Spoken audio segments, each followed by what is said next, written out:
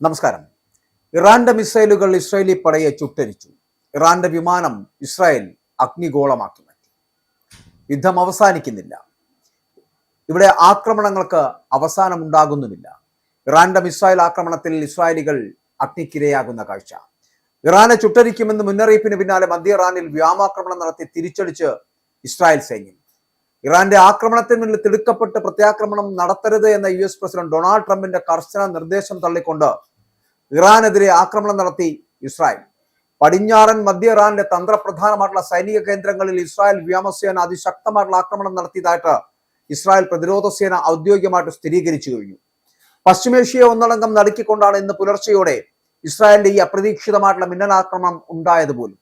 ഇറാന്റെ ഭീകര ഭരണകൂടത്തിന്റെ പടിഞ്ഞാറൻ മധ്യമേഖലകളിലെ സൈനിക കേന്ദ്രങ്ങൾ ലക്ഷ്യമിട്ട് ഇസ്രായേൽ വ്യോമസേന വിജയകരമായിട്ട് ആക്രമണം നടത്തിയിരിക്കുന്നു. ഇത് തങ്ങളുടെ ഔദ്യോഗിക ടെലഗ്രാം ചാനലിലൂടെ IDF വ്യക്തമാക്കിയതാണ്. ഇറാന്റെ മിസൈൽ വിക്ഷേപണ കേന്ദ്രങ്ങളും വ്യോമ പ്രതിരോധ സംവിധാനങ്ങളുമാണ് ഇസ്രായേൽ യുദ്ധവിമാനങ്ങൾ പ്രധാനമായും തകർത്തതെന്നാണ് സൂചന. ആക്രമണത്തിലുണ്ടായ നാശനഷ്ടങ്ങളെക്കുറിച്ചോ ജീവഹാനിയെക്കുറിച്ചോ അല്ലെങ്കിൽ ആക്രമണം നടന്ന കൃത്യമായിട്ടുള്ള സ്ഥലത്തെക്കുറിച്ചോ കൂടുതൽ വിവരങ്ങൾ പുറത്തുവിടാൻ ഇസ്രായേൽ സൈന്യം ഇതുവരെയും തയ്യാറായിട്ടില്ല എന്നുള്ളതാണ്. ഇറാനെതിരെ ഒരു കാരണവശാലും പ്രത്യാക്രമണം അരുത് എന്നും സമാധാന കരാറിന് നമ്മൾ തൊട്ടടുത്താണ് എന്നും ഇസ്രായേൽ പ്രധാനമന്ത്രി ബെഞ്ചമിൻ നെതന്യാഹുവിനോട് ട്രംപ് കർശനമായി ആവശ്യപ്പെട്ടിരുന്നുള്ള റിപ്പോർട്ടുകൾ നിലനിൽക്കുമ്പോഴാണ് ഇത്തരത്തിലുള്ള ആക്രമണം അവിടെ നടക്കുന്നത്. ഇരു രാജ്യങ്ങളും തമ്മിൽ നിലനിൽക്കുന്ന യുദ്ധം അവസാനിപ്പിക്കുവാനുള്ള ചരിത്രപരമായിട്ടുള്ള സമാധാന കരാറിനോട് അമേരിക്കയും ഇറാനും വളരെ അടുത്താണ് എന്നും ഈ സാഹചര്യത്തിൽ പ്രത്യാക്രമണം നടത്തി കാര്യങ്ങൾ കൂടുതൽ സങ്കീർണമാക്കരുത് എന്ന് ട്രംപ് നെതന്യാഹുവിനോട് ആവശ്യപ്പെട്ടിരുന്നു. ഇറാൻ മിസൈൽ തൊടുത്തതിന് പിന്നാലെ നെതന്യാഹുവുമായി നടത്തിയ അടിയന്തര ഫോൺ സംഭാഷണത്തിലാണ് ട്രംപ് ഈ നിർദ്ദേശം മുന്നോട്ട് വെച്ചത്.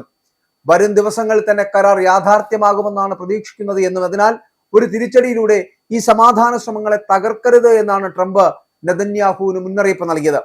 ലെബനനിലെ ബെയ്റൂട്ടിൽ ഇസ്രായേൽ നടത്തിയ വ്യോമാക്രമണത്തിന് പിന്നാലെയാണ് ഇറാൻ ഇസ്രായേലിന് നേരെ മിസൈലുകൾ വർഷിച്ചത് എന്നുള്ളതാണ് ശ്രദ്ധേയമായ കാര്യം. എന്നാൽ ഇസ്രായേലിന്റെ ഭാഗത്തു നിന്നുണ്ടായ ഈ നീക്കങ്ങളിൽ ഡൊണാൾഡ് ട്രംപ് കടുത്ത അതൃപ്തി രേഖപ്പെടുത്തി. ബെയ്റൂട്ട് ആക്രമണത്തെ താൻ ഒട്ടും പിന്തുണയ്ക്കില്ല എന്നും അത് സമാധാന ചർച്ചകളെ ബാധിക്കുമെന്ന് ട്രംപ് തുറന്നു പറയുകയും ചെയ്തു. അന്താരാഷ്ട്ര മാധ്യമങ്ങൾക്ക് നൽകിയ അഭിമുഖങ്ങളിൽ കടുത്ത ഭാഷയിലാണ് ട്രംപ് ഇസ്രായേലിന്റെ യുദ്ധക്കൊതിയെ വിമർശിച്ചത് പോലും. ഇവിടെ തീരുമാനങ്ങൾ എടുക്കുന്നത് ഞാനാണ് എന്നും അതുകൊണ്ട് US ഉണ്ടാക്കുന്ന സമാധാന കരാർ അംഗീകരിക്കുകയല്ലാതെ നെതന്യാഹുവിന് മുന്നിൽ മറ്റു വഴികളില്ല എന്നുമായിരുന്നു ട്രംപിന്റെ പ്രതികരണം. ഇസ്രായേലിന് പ്രത്യാക്രമണം നടത്തുവാൻ വൈറ്റ് ഹൗസ് ഒരു തരത്തിലുള്ള പച്ചക്കൊടിയും കാട്ടിയിട്ടില്ല എന്നുകൂടി അമേരിക്ക വ്യക്തമാക്കിയിരുന്നു. എന്നാൽ അമേരിക്കയുടെ കൺട്രോളിൽ നിൽക്കാൻ തങ്ങൾ തയ്യാറല്ല എന്ന് വ്യക്തമാക്കുന്നതാണ് ഇസ്രായേലിന്റെ ഈ പുതിയ നീക്കം. ട്രംപിന്റെ മുന്നറിയിപ്പുകളെ കാറ്റിൽ പറത്തി ഇറാന്റെ മണ്ണിൽ ഇസ്രായേൽ ബോംബുകൾ വർഷിച്ചതോടെ പശ്ചിമേഷ്യയിലെ നയതന്ത്ര സമാധാന ചർച്ചകളെല്ലാം പൂർണ്ണമായിട്ടും പൊളിഞ്ഞ അവസ്ഥയിലാണ്. ഇറാൻ ശക്തമായുള്ള തിരിച്ചടിക്ക് മുതിർന്നാൽ അത് പശ്ചിമേഷ്യയിലെ വിഷയങ്ങൾ വീണ്ടും വഷളാക്കും.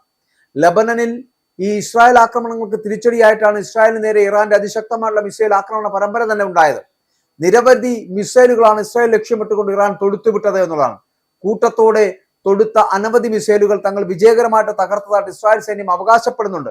ഏത് തരത്തിലുള്ള വ്യോമാക്രമണങ്ങളെയും ചെറുക്കുവാൻ ഇസ്രായേൽ സേന സജ്ജമാണ് എന്നും ഇറാന് കനത്ത തിരിച്ചടി നൽകുവാൻ സൈന്യത്തിന് നിർദ്ദേശം നൽകിയിട്ടുണ്ട് എന്നും ഇസ്രായേൽ വ്യക്തമാക്കുകയാണ്.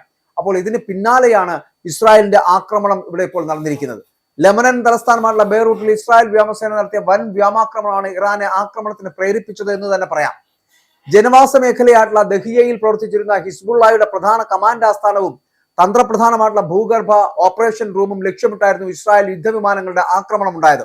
ആക്രമണത്തിൽ ഈ കേന്ദ്രം വിജയകരമായി തകർത്തതായിട്ട് ഇസ്രായേൽ പ്രതിരോധ സേന അവകാശപ്പെടുകയാണ്. ബെയ്റൂട്ടിന്റെ തെക്കൻ പ്രാന്തപ്രദേശമായിട്ടുള്ള ദഹിയയിൽ തുടർച്ചയായിട്ട് അതിശക്തമായിട്ടുള്ള സ്ഫോടനങ്ങളാണ് അവിടെ ഉണ്ടായത് പോലും.